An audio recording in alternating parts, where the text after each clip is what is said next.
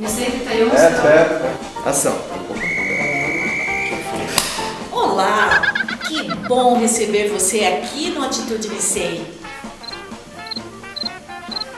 Isso precisa ter mais o texto dele. E para comemorar essa festa tão maravilhosa, Homenagear. Para homenagear. e para comemorar essa data, não, Homenagear. nossos amigos. Tá bom, você tem razão então.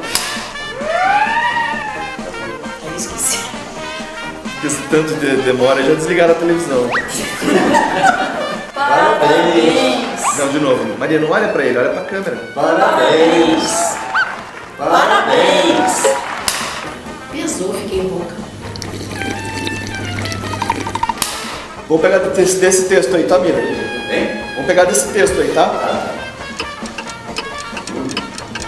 Nós da terceira idade temos que diminuir o ritmo e aproveitar bem essa fase da vida.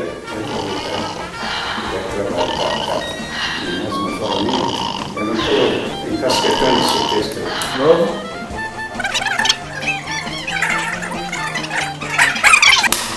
Nossa, que legal! Cri, cri, cri, cri, cri. Esse é o texto mais fácil, hein? São Paulo. Não. Realmente. Toma. Ah, não é possível. É um cuidado muito importante. Vamos lá, Maria? Eu olhei aqui e desculpe.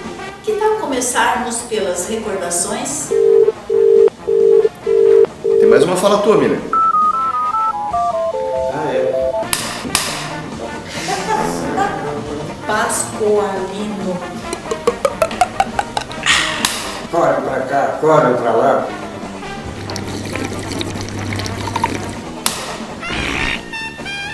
O Estatuto do Idoso prevê... eu esqueci o que eu... Falando um pouco sobre direito, o Estatuto do Idoso prevê... Fala aí, Maria, que eu estou ansioso. Ai, meu Deus, desculpa. 2.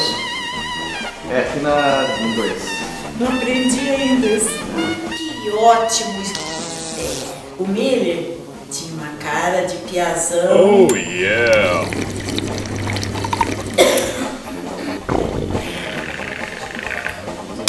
E pensar que tem gente, né? E pensar que tem gente que passa a vida pensando em... E pensar que tem gente que passa a vida escravo de um tabu. Nossa, não consigo nem imaginar. Não caia nessa. Independente de sua idade, não caia nessa. Independente de sua idade. Confere. Só esse confere aqui que eu esqueci. Eu até concordo em me despedir. Falei pra você, viu?